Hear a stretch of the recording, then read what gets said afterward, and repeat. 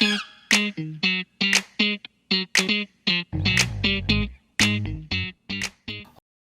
are live with another episode of Commercial Roofing Radio, and I'm here with my good friend, the RoofDon. Hey, man. This guy, guys, he is a complete expert in team dynamics, business consultant for roofing companies, for commercial roofing companies, specializes in recruiting, culture, you name it. If it has anything to do with your roofing business or your commercial roofing business, this guy can help you. So first question I want to ask today is the RoofDon. Is that how I introduce you? Is that what you like to be called, or what? It's funny that you bring that up, man. I do kind of like it. It's kind of stuck. At first I didn't. It was kind of like a weird catchphrase, right? Because it's like Roof Don, Roof Gangster, and they don't go together. Yeah. But it works. So yeah, the RoofDon. RoofDon. I like it. So that's what we call him, is the RoofDon. I like it a lot. You know, a lot of people have these nicknames out there that aren't even self-given, and most people don't know that. So I didn't know that about you. I thought, like, I'm gonna call myself the RoofDon, right? I wear nice suits. It is what it is, right? But I like that. So it was given to you. How exactly did you get that nickname? So I deal with a lot in the business of commercial roofing as well as residential roofing. And in the business, I deal with people and our sales team. One day we're at Win the Storm conference, and I've got a nice three-piece suit on, and I just got done dealing with an insurance company, and I got a claim approved that was not approved prior, right? And so one of my sales reps was looking at me, and he goes, "Man, you look like a Don." You know what? The RoofDon. And he just stepped back and started taking some photos, and he goes, "Dude, that's it. That's your phrase now. It's the RoofDon." And it just stuck from there. Yeah. I mean, they stick sometimes. But that's pretty cool, man. I like it. I've actually always liked it. The RoofDon, you think Don, boss, some stuff like that. We've got our Who Wants to Be a Millionaire segment at the end of this, and I got a couple Don questions for you, so I'm excited to stump you on that. But yeah, another place where I always like to start off, right, is the roofing business. I was born into it. I was lucky enough to be born into it. I didn't have any other choice. So I really love hearing your story. Like, how did you get into the roofing business in general, and then maybe commercial after that? So how did you come to find it? Absolutely. So I started in business at a young age. I did landscaping, and when my entire family, we relocated to a new area, that business was no longer something that we could do as a family. The dynamic just did not fit anymore, as well as it just did not pay the bills. Yeah. And so I went to dead-end job after dead-end job, and actually I looked into it on a paper. I got a paper, and at the bottom, Roofing Restoration Services of America. It's actually where we met. Yeah.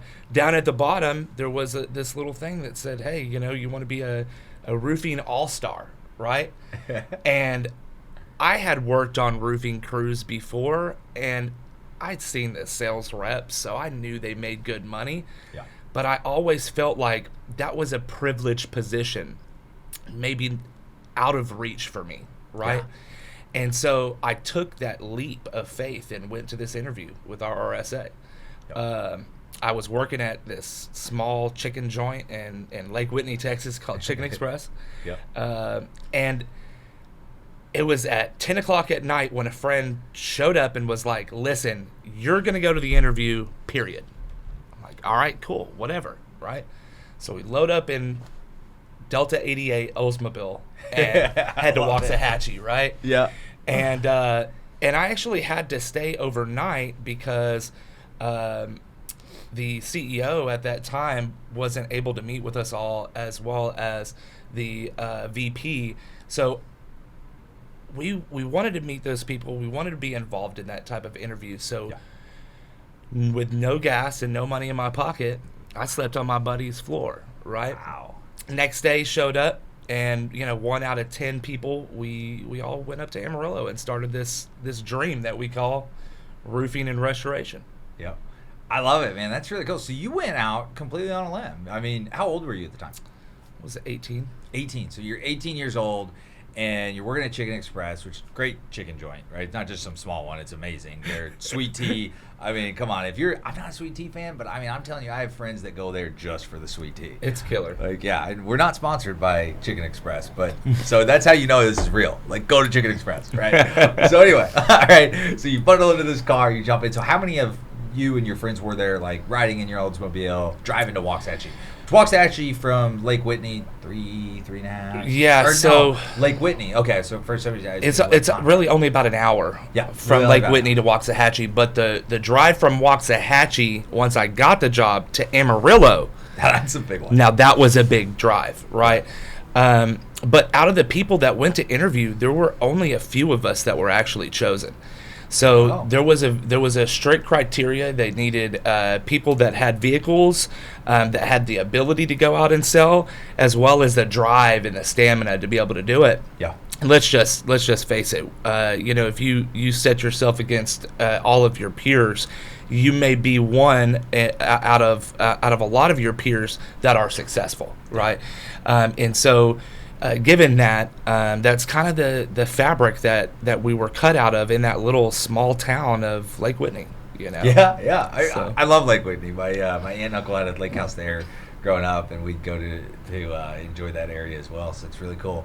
RRSA. So tell me about that interview process, right? Again, like you're not the first person to tell me that either. Like I was. This was later in my life. I was in New Mexico, and I had a roofing crew, and it was the son of the crew lead, and he wanted to come be a salesman, and he thought the same thing. Like, this is college educated. This is a very tough job to get. So you're going into this interview. Tell me who you interviewed with. What was the conversation topics, or if you remember it. I mean, this is a long time ago, right? Yeah. Corey Sanchez, actually. Yep, Corey interviewed me. He was, like I said, he was late. He flew in late, could not meet with us.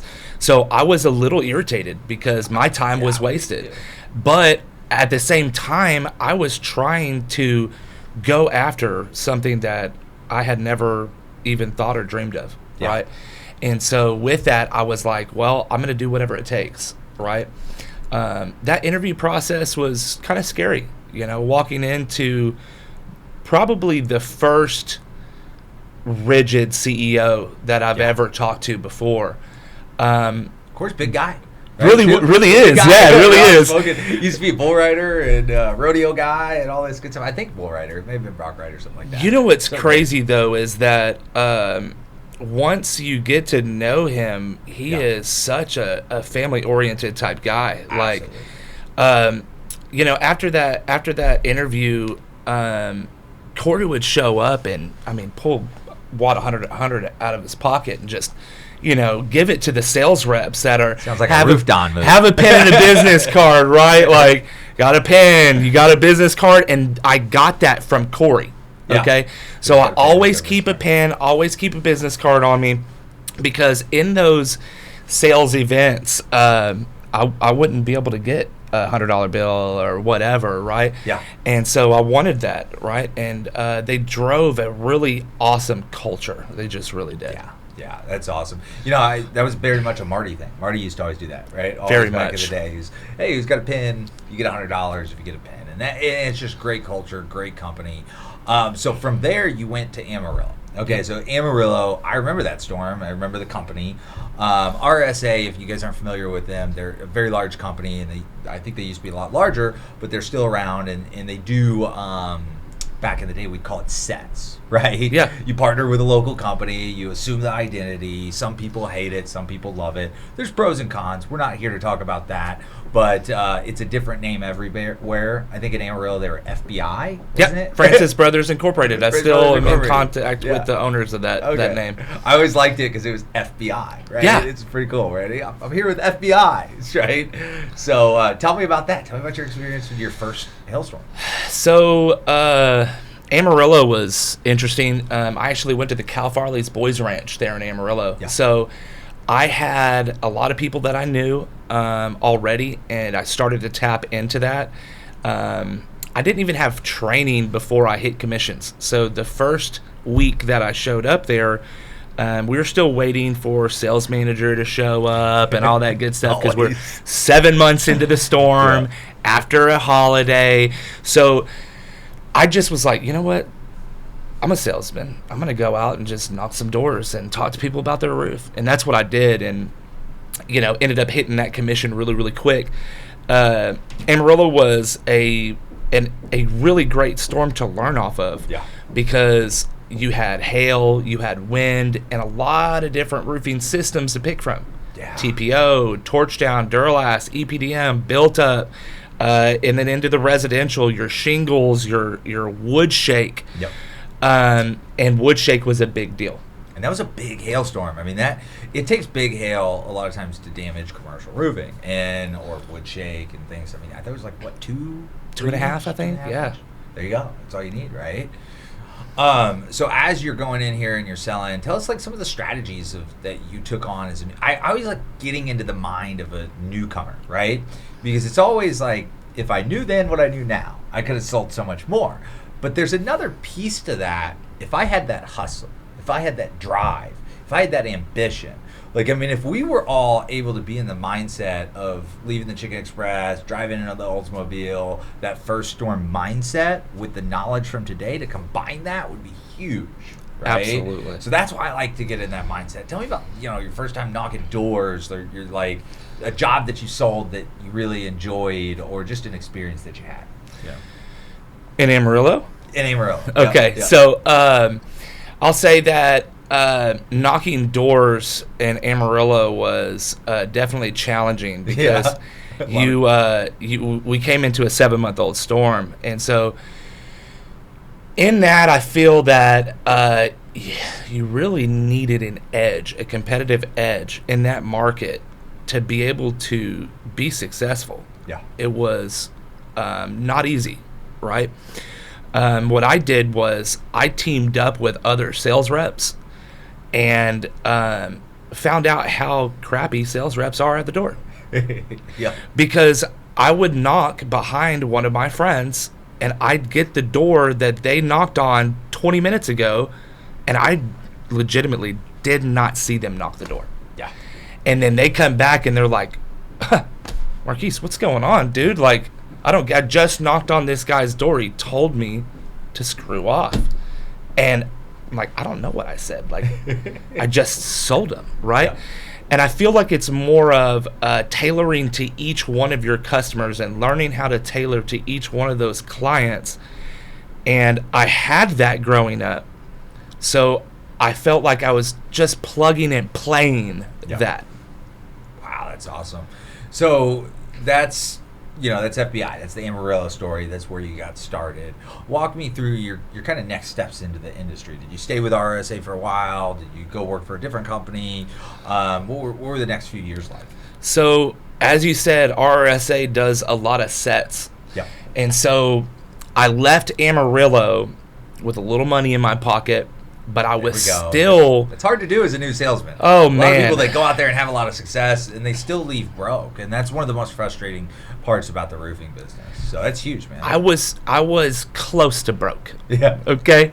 But I had a little money in the pocket. And so I was waiting, and I could not afford to wait for RSA. I had to make money. Yeah. RSA was not going to pay my bills. Yep. So I went out and contracted on the side. Yeah. So I started looking at Facebook. That was my first sale, was on Facebook, this guy named Mr. Green. Yeah. And Okay. he had this Love it. 3-story house and this flat roof, and all he wanted to do was a flat roof because it was leaking like a sieve. Yeah. And that's where I started. I mean, I came in and I had subcontractors. I put a contract in place. I put my profit, my overhead, everywhere in the right spot. And I was able to make some money there. And it got me onto the next storm. Because I was waiting for that call from our RSA for the big storm, bucks, right? right? Big bucks, right? So shortly after I got a call from our RSA to go up to Exton, Pennsylvania. Pennsylvania. Yep. Drove up there, and the people, the weather, everything was different. Yeah. I was not used to the Northeast at all. And the people were just so rigid, and I didn't understand how to communicate with those people. Like, they're really hard, And so I left with my tail tucked, and I went back to Texas. Yeah. That brought me to Rhino Tough Roofing, and the owner, Brett Hanna, God rest his soul. It was an awesome company, awesome dynamic to jump into. And so I jumped into it as a sales rep, and our first storm was Harker Heights. The Fort Hood area. Yep. Awesome area. And my first commission check from that company was over $5,000. Wow. And so to begin with in the industry, I'd have never had that sort of money. Yeah. Had it before, but not in this industry. Yep. And to get that on one job for a 25, 30 square roof, nothing huge, it's just a lot of work on that project. Yeah. It blew my mind. I asked the owner, hey, man, are you going to change your mind? Like, okay, I'm going to take this check down to the bank. Like, where are you going to go? Yes, I feel like you just robbed somebody, right? Right. I mean, It was the start of the rest of my life. Wow, that's huge, guys. Like, people don't understand that it's how much money is significant to people's lives and those significant moments that change people's lives. Like, right, you may be a multi-millionaire, you may be a roofing guy, you may be a commercial roofing salesman, and maybe $5,000 isn't a lot of money to you, but at that time, in that mindset, $5,000 life change. I remember those days being, a sales rep, getting my first big commissions, and the same thing. It's like, oh wow, right? To me, money was always freedom, right? Yeah. How much freedom did you get with that $5,000? You probably already started building out the RoofDon kingdom, right? Off of that, you're like, oh wow, I could do this, I could do that.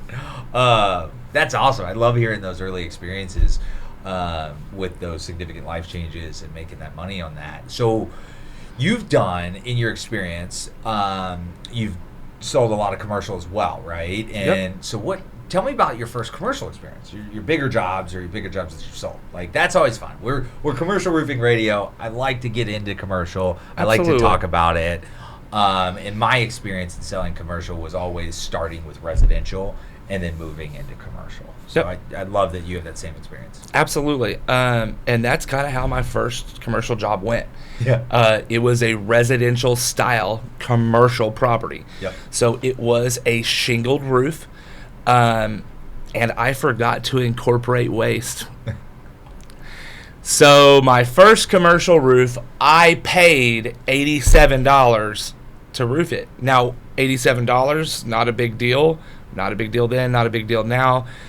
But the whole learning experience was everything. It's the general principle, right? I could have made $10,000-15,000. Yep. And instead, I paid in. So I feel it's really, really important that anyone jumping into the commercial space be taught properly. Yeah. And that is, I feel, a big, big issue in our industry right now. Oh, absolutely. I mean, even like Warren Buffett, I believe, is credited with this awesome quote that somebody asked him. It's like, if you could start over, what would you do? What would you do differently? And he said, I would go work for a company with the best training program. Like, not the company that pays me the best room for growth, really just the one with the best training program. So, and I mean, commercial, that's huge, right? Because residentially, there's not many roofing companies out there that have good residential training. Nope. Right? I mean, you said when you started, you just got dropped off. I know that when I remember my first storm, I literally got dropped off with a backpack, no training, nothing. Hey, I'll come pick you up in a few hours, or call me when I get on a roof. Yep. That's me door dogging. Same experience, right? Yep. So commercial, really getting that training, and you learn the hard way. You spent $82. $82 may not be a lot of money, right? But the time that you spent, the many times that you drove there, that you did that, probably the disappointment that you might have felt. Yeah. Right? How did that drive you into continuing to sell more commercial, or did that drive you not to sell more? It actually drove me away. Yep. I didn't have the proper training. I went to management at the time and requested for that sort of training, and unfortunately I didn't get it. Yeah. And that led me into other roofing companies because I just wasn't getting what I needed to from that company. Yeah. So I mean, this was years ago, right? Yep. There wasn't like today. Everybody's lucky. Like I really say, people are lucky to have so many different people to learn from in the industry. You're obviously a business consultant, right? So it's some of what you've done was train other people. That didn't exist when we were coming up. Like you either learned from the company that you're working for, or you found a different company to go learn for. So how did that road look? What was your next step with that, looking for a different company to learn for? Did you work with other roofing companies? Did you go into the consulting? What was the next steps? Absolutely. So in the roofing sphere, we have conferences, right? Yep. It's a very great networking opportunity, and I've always used them as networking opportunity. We have IRE coming up here next week, right? International. So really excited about that. That's going to be really fun. Awesome networking opportunity there. So I networked myself, and I still do to this day in these spheres, to the point in which that I don't necessarily have to go out and interview for a job because it comes to me, right?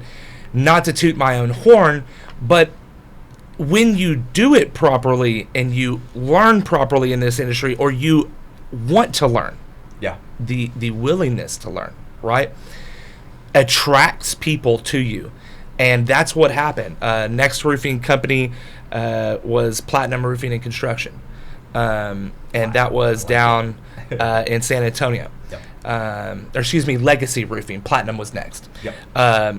Legacy was a great gig at the time. I came in as general manager and immediately was able to start getting more training. So the owner was not afraid to spend money on training. Wow. At that time, it wasn't digital. Yeah, not at all. It was books, okay? So I was reading and teaching out of these books, whiteboard, you know? And that experience led me to really not wanting to interview ever again.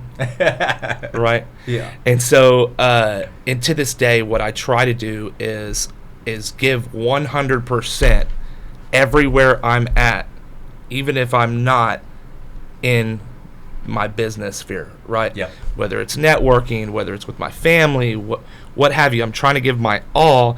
That way, that translates in life, and instead of something we talk about in AA, attraction rather than promotion. Yep. So that's really what I'm looking for in life, is to attract people rather than promote myself. Yeah. You know. Yeah, I love that. And so you bring up AA, right? That's a big part of what made you who you are today, right? Is recovery and is those challenges.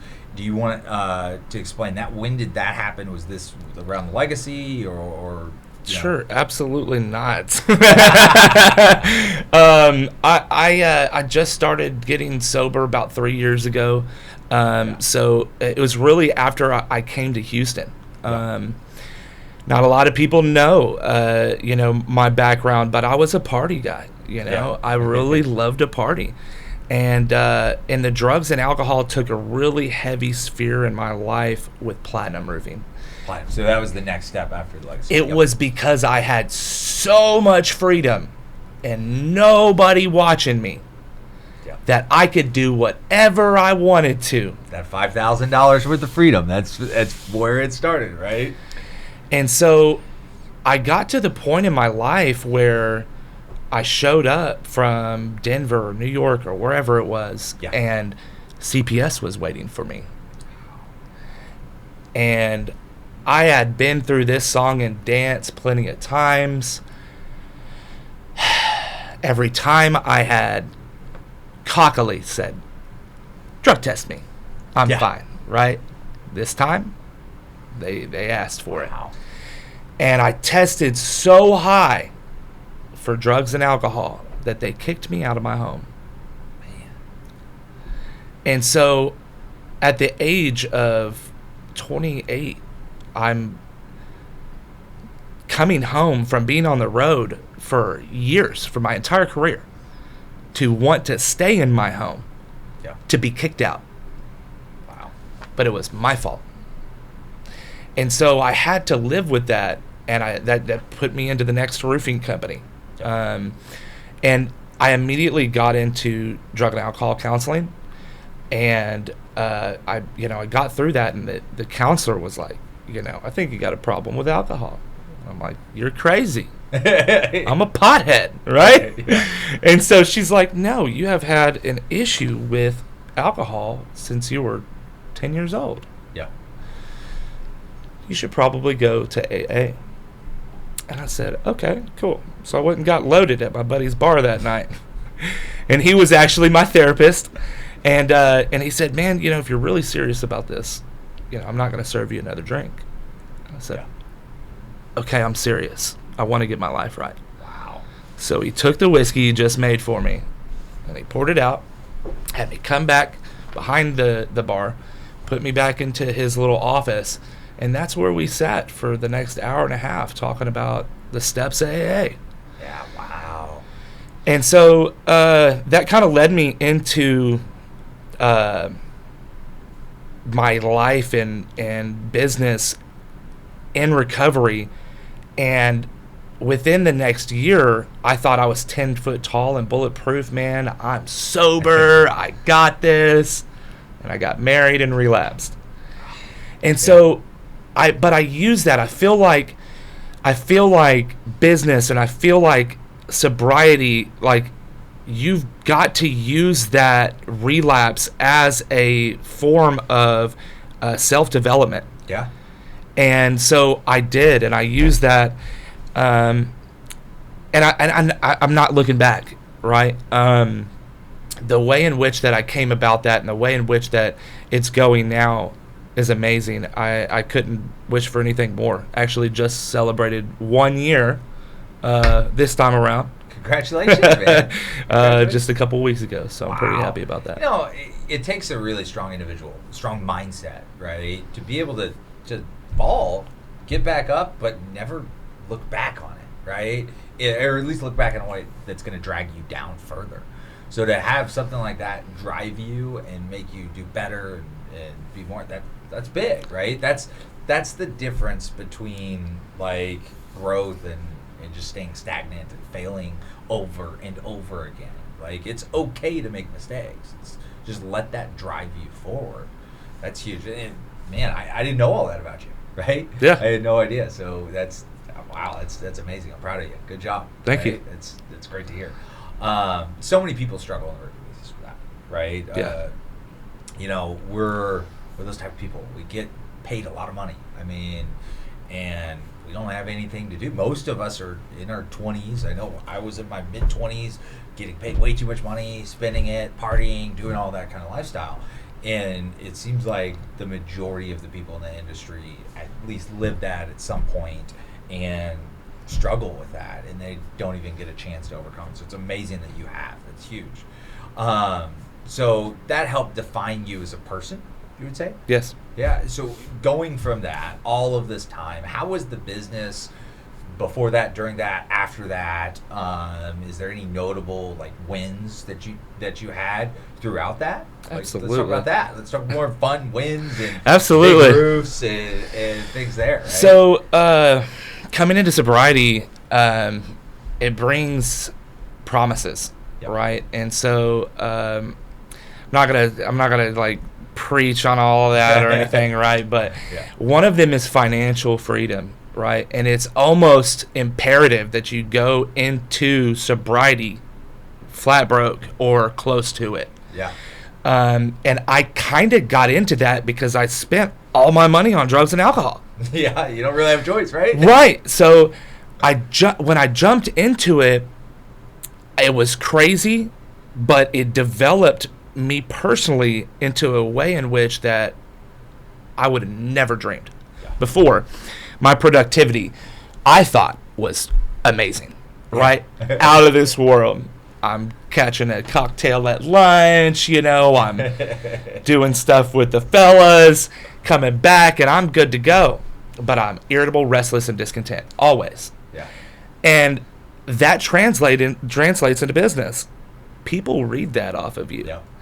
And so now that I've gotten sober, there is a mass amount of opportunities that have came my way because I'm not stuck in the same rut. Yeah. Not to mention the productivity. I walk into my office and I get 6 weeks worth of stuff done that it used to take me 6 weeks. Wow. in a day, right? And legitimately, I would get loaded and go to work and expect to win. And it just was not happening for me. It may happen for you. It may happen for someone else. I'm not anyone to judge. But I will say that when my life got cleaned up, that numerous amounts of opportunities opened themselves up to me. Solar being one of them. Commercial solar, okay? Yeah. This is commercial roofing radio. I like right? commercial. I like commercial solar. So that's one big win. I've got in contact with a lot of different solar companies, and I was a part of a merger recently where we were about to do a awesome set, if you will. Yeah. That's pretty much if you're a roofer and you're watching this Joint and you're venture. getting into solar, you want to get a joint venture, that's basically what that is. And you can do that with a lot of different solar companies. They give you a red line, you go out and sell it, what have you. So we were the solar company giving out the red line. Oh, and wow. and so that was a big deal. Set to make millions. Fell apart. But it led to the next thing. Yeah. Right? There you go. So it's all about what you can do with what you've been presented and move on with it and keep moving forward. That slang actually, when the storm, I met what's his name? That boxer, short guy. Oh, Mayweather. Mayweather, that's right. Short guy. Short guy. I couldn't figure out. It's funny how we perceive people. Right? Mayweather, the short guy. Yeah. I always thought he was kind of a bigger dude, like stature-wise, high, like tall. Yeah, and he we just see these people on TV. It's not. Yeah. He's like, it's like this to me. Is he really? Yeah. I didn't know he's that short. I always see him like next to his bodyguards on television. Yeah. His bodyguards are so big. So Yeah. kind of whatever. But I'm not a very tall guy. So right. one question that I asked him, the only question that I asked him was, as an aspiring millionaire, because I'm not yet, but I want to be, what one piece of advice would you give me? And he said, that's an awesome question. What I would do is I would treat life as a river, and you're walking through this river of life.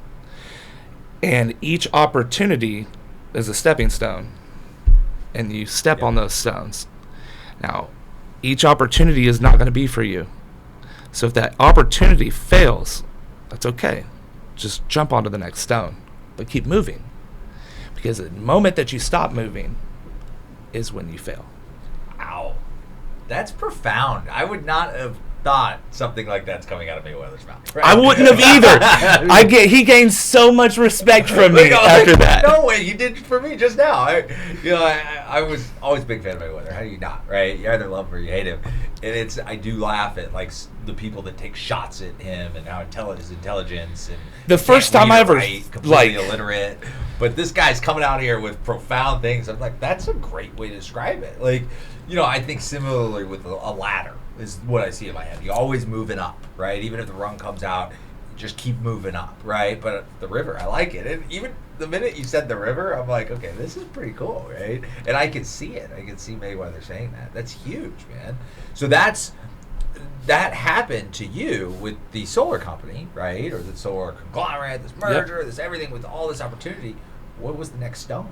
Okay, so next stone. I'm glad you asked. Yeah, okay. I want to see that. So then the next stone was Selenic Solar. All right. Selenic's a really good friend with the owners, Richard Shetsky and Josh, and now they're bringing in a financial aspect to the partnership called We Illume. Okay. And We Illume is kind of getting a kickoff right now with Texas Solar. Jeremy DeBoard, he's my mentor. He's at the forefront of this, as well as Jim Johnson is on the board of We Illume. It's more than just a financial aspect for solar. It's also providing renewable energy for third world countries. Wow. So this is a huge deal right now, and I get to be a part of it. Wow. It's awesome. The partnership with Solinix was paramount, because the one thing that is huge in this industry, and I'm going to give a golden nugget away right now. There we go. Pay attention. TPO service for solar companies is unheard of. TPO is ran away from. Yeah. And there is hundreds of millions of dollars that solar companies leave on the table because they don't have a partnership with a roofing company that can handle the TPO. Wow. Millions left on the table. You know what I'm doing right now? TPO? TPO. All right. I love it. You know, TPO is, and why is that? Why are they running away from that? Is it because they don't have a partner, because they don't know about it, because there aren't enough partners out there? What's your perception of that? So I'll follow it with a question. Yeah. Okay. How many times have you gotten onto a TPO roof and the footings for bracings or the parapet wall or the let's say the curbs were done incorrectly? The majority, right? Okay. This is why they run away from it, because how many times do they install solar on a shingled roof and it leaks? Yeah. About 6 times out of 10. So unless there's a clean slate to work on and the roofer is there, it's gonna leak. Like 6 times out of 10. And so that partnership is paramount, that they have someone that understands and can do it properly. Yeah. Not just understands it, but can do that work properly. Yeah, I mean, solar can be a nightmare for roofers, and roofers can be a nightmare for solar. And that's on residential. So you would think commercial, your first experience with commercial, you lost $82, right? A very big job. I know many people that have lost their ass on commercial. Yes. Roofs, right? And I know many people, one of my uncles owned a very large roofing company, and he always told me, Alan, don't do flat roofing. We do not do flat roofing.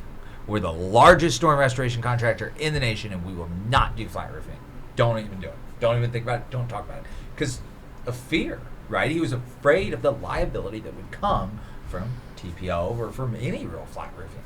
So for a lot of like my first, probably 5-10 years in the roofing industry, I was told to stay away from it. There's so much liability. So now as a solar guy, you're coming into that what roofers are afraid of, and you're putting holes in it. You're putting like more weight onto it. Like, how does that work with solar? I know a lot of people that are watching this may do residential and want to get into commercial. They may do solar and want to get into commercial solar, or they may do commercial roofing and wanting to get into commercial solar. How does that work, right? How does the commercial solar work when installation, sales, things like that?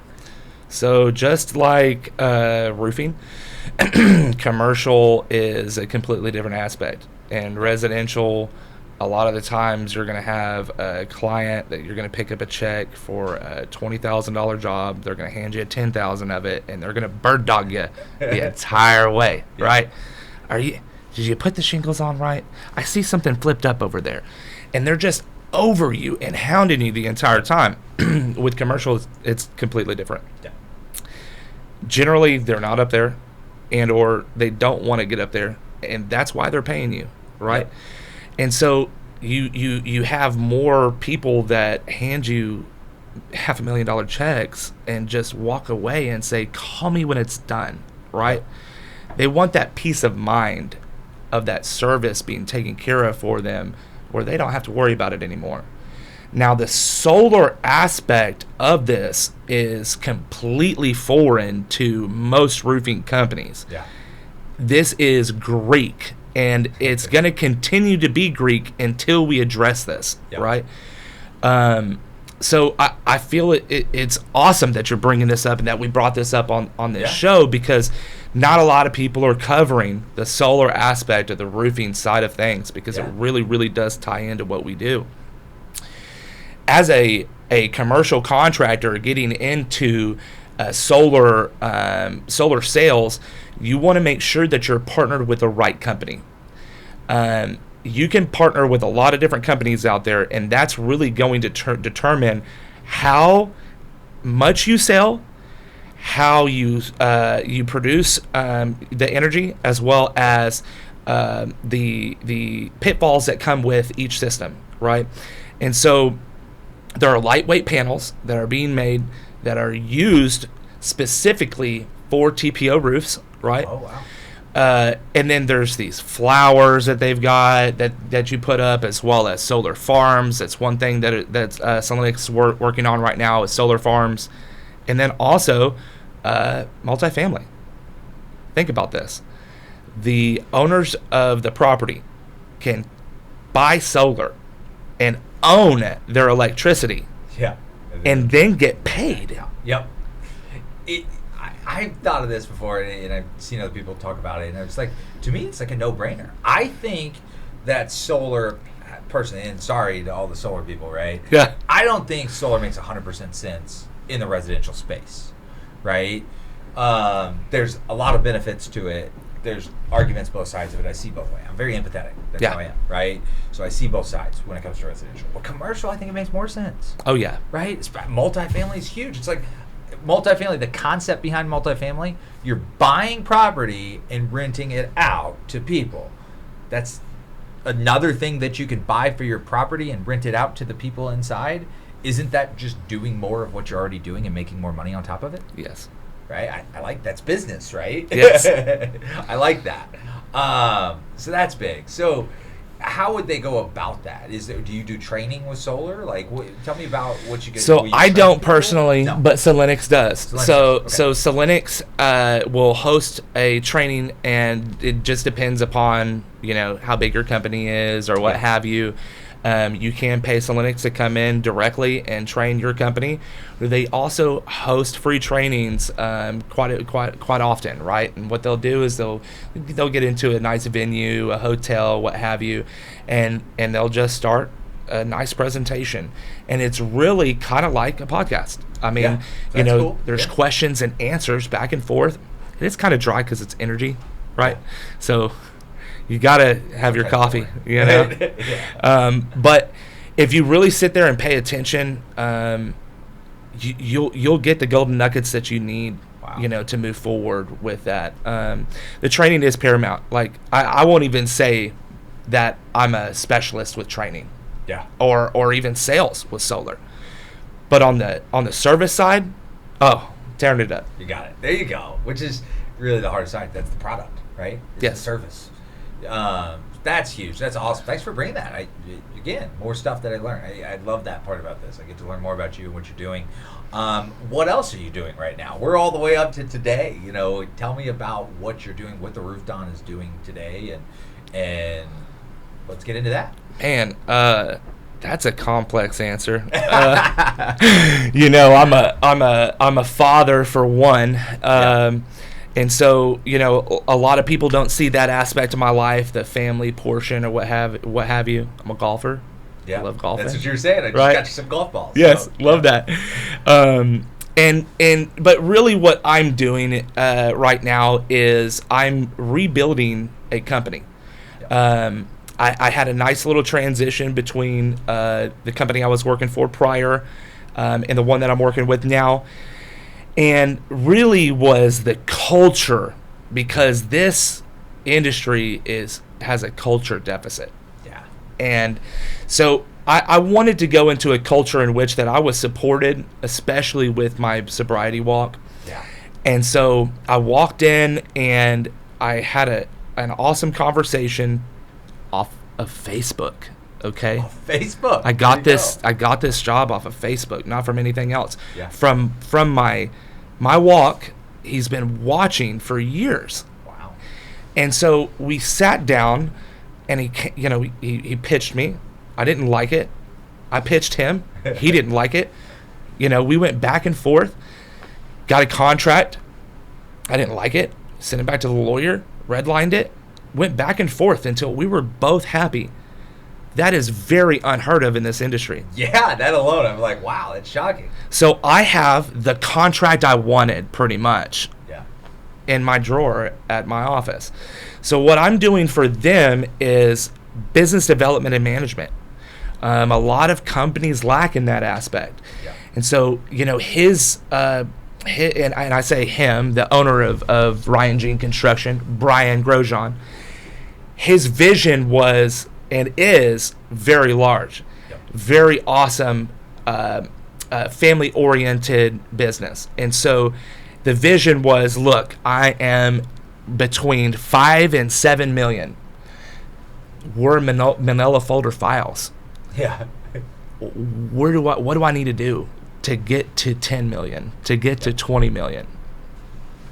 And we've been a part of companies. Vanilla folders, man. Right. With your little box. Right. In the truck. Right. And so well, first off, we gotta fix that. Right. And so we just dove deep into branding, into processes, into marketing to really boost this business up. Not to mention cleaning the toxicity out. Right. Wow. And so right now, I'm hiring. Yeah, there so you go. If you haven't seen my Facebook videos, my Instagram videos for the hiring, they're out there. I'll send it to you, right? We just filled an office manager position. Really happy about that.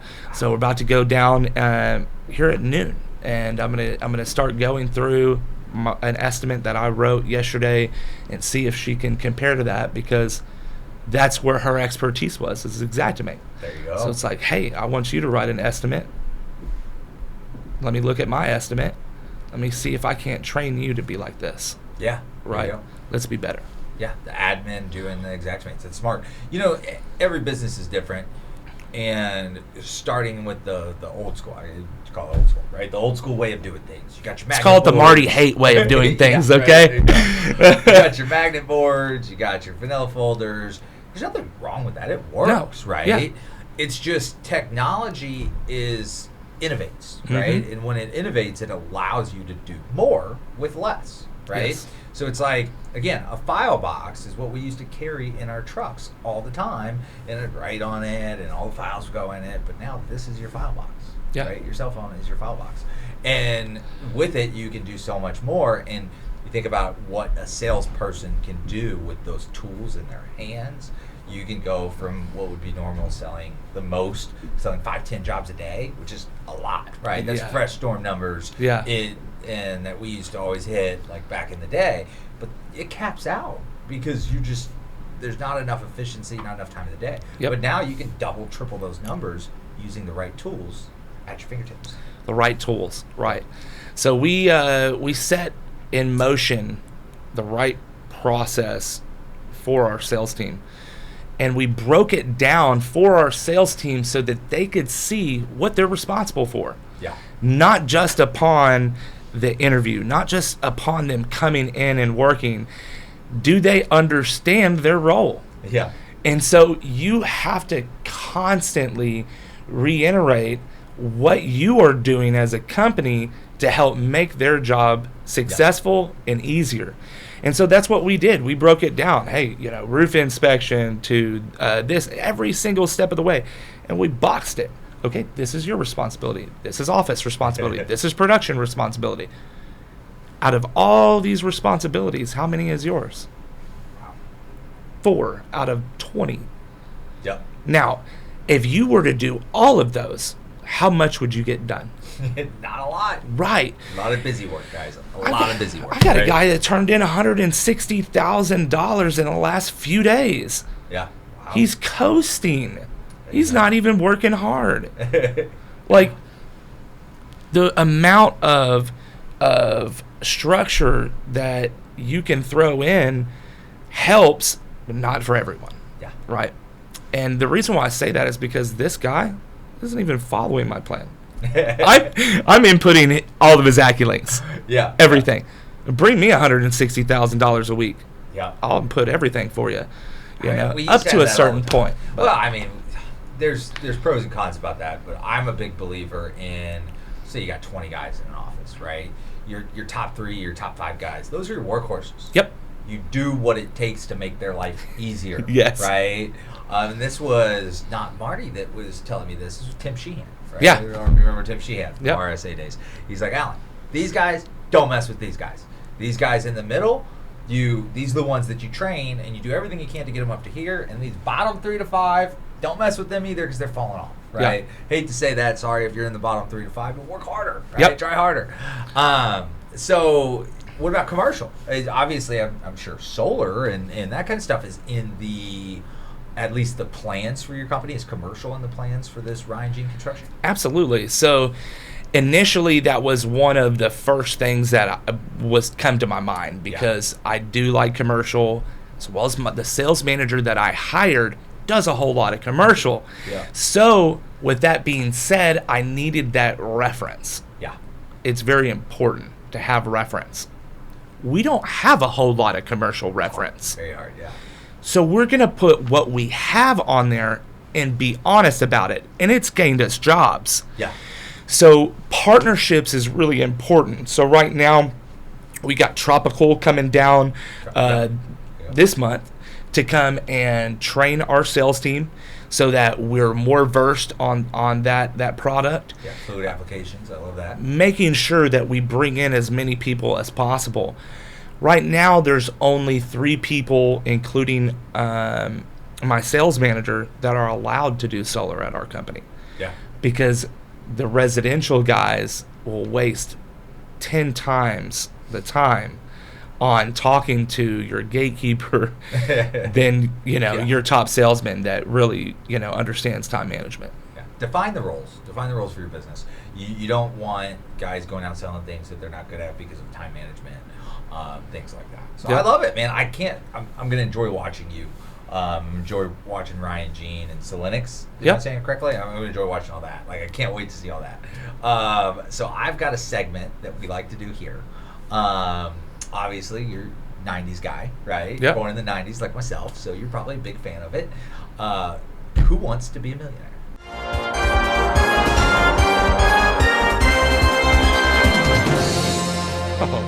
I think it's one of my favorite game shows ever. So, and I need I've to got get my some phone, good right? questions to stump you. Yeah, no phone, no cheating. Oh, I thought I get a phone a friend. Oh, you get to phone a friend. So let's go over the rules real fast. So if you haven't seen Who Wants to Be a Millionaire, right? Who Wants to Be a Millionaire? We're going to ask you questions, right? Today it's only 4 questions, so it's pretty simple. There are multiple choice questions, A, B, C, and D. You get 2 lifelines, but you only get to use one of those 2 lifelines on one question, right? The 2 lifelines that you get to use is either phone a friend. You got your cell phone here ready for you. So if you got a question that you're stumped on, you can call somebody and get help with that question, right? And then the second one is 50-50, right? You get to knock out 2 of the questions. Okay. If you remember from the game show, it was ask the audience. Well, we don't have a live audience here today. Right. So we kind of scratched that one. So you get the phone call or you get the 50-50 lifeline. So let's get into it. Awesome. Who wants to be a millionaire, right? All right. So for the first question, this one is about the RoofDon. You are the RoofDon. So the word Don refers to a title of respect and traces its origins to what country or society? Is that A, the Italian Mafia, B, the Roman Republic, C, English scholars, or D, Greek artists? The Italian Mafia. Italian Mafia. So are you sure about that question? I'm almost 100% positive. So he's going to say the Italian Mafia, and I'm sorry you're wrong. Really? Right? Okay. So it was popularized by the Italian Mafia? I mean, you think of a Don, right? Yeah. You think of the Mafia. But actually, it was a Roman Republic thing. You know, the Dons were the high society of the Romans. They were the Dons. It also referred to, like, ownership. Not a lot of people I knew that. things in the society. So if you own buildings, if you own property, you were a Don. Okay. So I've got a whole new picture of this because I think of like mafioso types and And The Godfather, guys wearing nice sharp shoes. But now I'm thinking of these guys walking around just the Don, like ruling centurion guys. Yeah. It's pretty cool, right? Yeah. I like that. Yeah. I figured that would stump you. That would stump me, man. I'm telling you. Okay.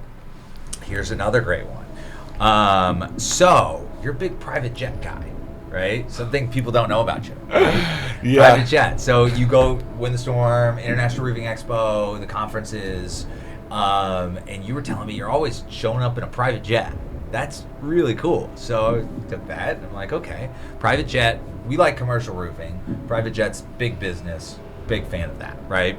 So according to Forbes, companies listed on the S&P 500 that utilize the private jet sell 5% less than the other companies on the S&P 500, B, 23% more than the other companies listed on the S&P 500, C, 18% less, or D, 18% more. I'm going to take the 50-50 on this one. The 50-50 on this one. Okay, so the question is basically, if you're on the S&P 500 and you have a private jet, you're selling less or more, and what does that sit? And you're getting rid of two of them. Okay, so we will get rid of A, and we're going to get rid of D. So the answer is either B, companies on the S&P 500 that have a private jet either sell 23% more than the other companies or 18% less. I'm going to go with 23% more. Yep. Is that your final answer? That's my final answer. All right. Correct. Okay. So that's a big one. I mean, S&P, so top 500 companies, right? So the top 500 companies right now, the ones that have a private jet sell more. That's an interesting, why do you think that is? I don't even think it's the ownership of the jet. It's the persona of the jet. Yeah. It's the idea of jet setting. Yeah. A lot of these companies have jet cards. Yeah. Some of them do own their own jet. It makes sense for that corporation to go to different places in the U.S. and make all these meetings opposed to driving, right? Or flying commercial. Yeah. I feel as if it's a way in which that you set yourself aside from all of the competition. Yeah. Very, very upfront. I do. I don't know if it's a mindset thing, if it's really they're closing deals on the jet, but I love it, right? It really shows that you guys spend money to make money. You got to invest back into your company. Maybe you're a roofing company at home and you don't have private jet money. Who really does, right? You got to be S&P 500, you would think. But there is benefit, like to be able to drive the benefit of that. And 500 biggest companies in the world, the ones that have a private jet or utilize private jets, sell 23% more than the others. Yeah, that's big. Again, I don't own a private jet company. I wish I did, but might want to invest in one. That's one of my goals in the future. There you go. All right. So as a fellow, Hillsboro, Texas is where you're from. Yes. Right. So I had to do a little digging to figure that one out. Right. Okay. Which is close to Lake Whitney. Yes. Right? Hillsboro, Lake Whitney. So this one's about where you're from, right? And it also has to do with big roofs. As a fellow Hillsboro native, Willie Nelson, right? If you don't know Willie Nelson, Google him. He's a country singer, right? Willie Nelson has been known to do some crazy things on big roofs. Which big roof did he smoke a joint on? So Willie Nelson, big pothead, right? So he smoked a joint on either the Mall of America, the state capitol of Texas, the White House, or the Empire State Building. Shit. Those are some big roofs, right? I'm gonna phone a friend. You're gonna phone a friend. Let's do it. Let me see. Okay. I'm gonna call Jeff Schmeckel, CEO of Roofing Supply Incorporated. There we go. Roofing Supply Incorporated. We got the CEO on the line. Yo, what up? Jeff, I am live on commercial roofing radio, and there's a hey man, so there's a segment here, kind of like Who Wants to Be a Millionaire, all right? And so I'm at a phone a friend type position. Okay. And so listen to this and see if you can't help me. Hey Jeff, This is Alan here with Commercial Roofing Radio.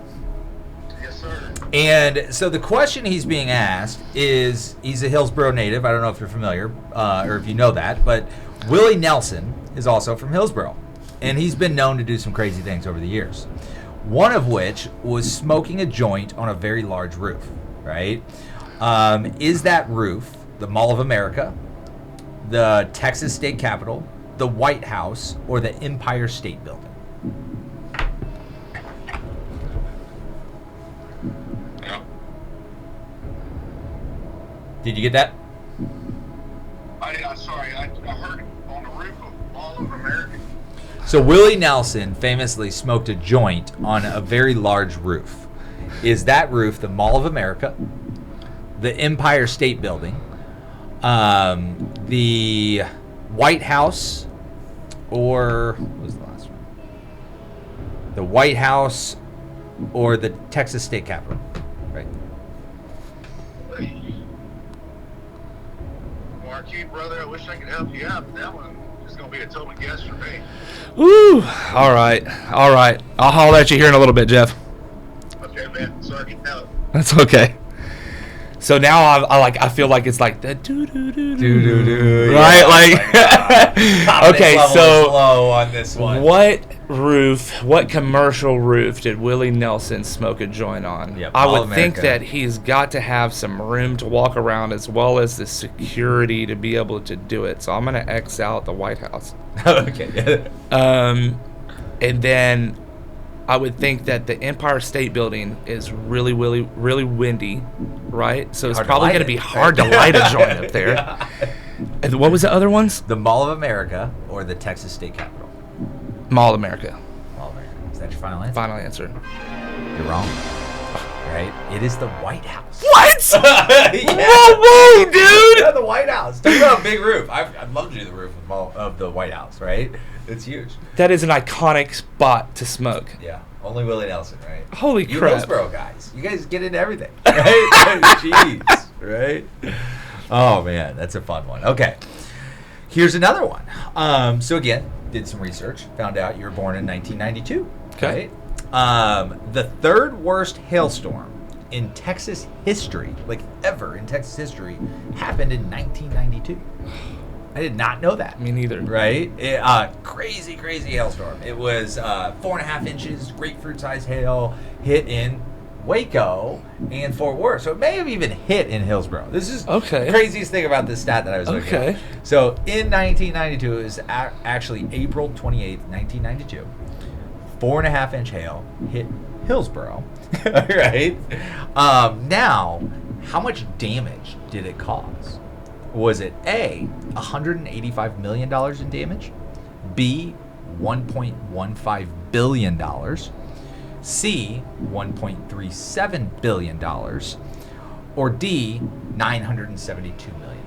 Now, keep in mind, this has been changed for inflation. This does reflect inflation. Okay. Right? So back then it was a smaller number, but now with inflation. And you said Dallas was affected as well. Fort Worth and Waco. is Fort what Worth it and made. Waco. I would say the 1.37, is that right? So you're saying C, $1.37 billion. I would think over 1.37 billion. Yeah. What does that make? Where do you derive that? What's the logic? So I'm thinking massive hail Okay. and Waco, not necessarily the most densely populated or rich area, but there's a lot of commercial. A lot of commercial. Yep. Fort Worth, very densely populated, tons of commercial. And this is 92, so it was different, Okay, right? so I'll change to B, 1.15 Are billion. you sure? Yes, your I'm gut sure. was saying 1.37. I'm sure. Now I'm you're going sure. down I to think I'm sure. I 1.15. think I'm sure. I'm thinking. It hailed for 5 hours straight. Oh, Craziest okay, thing about okay, this, 5 hours right? straight. 5 hours straight. 1.37.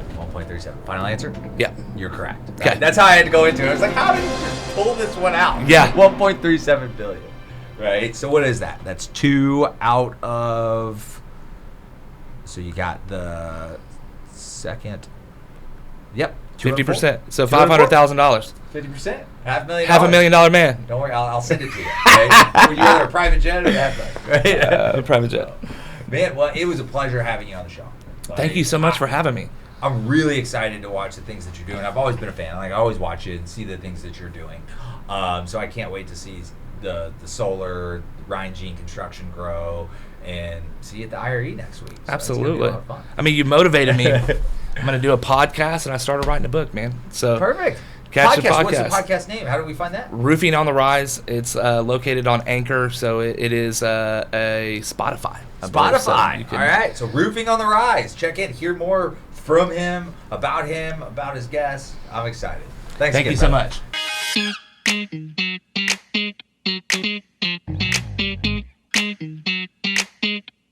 much.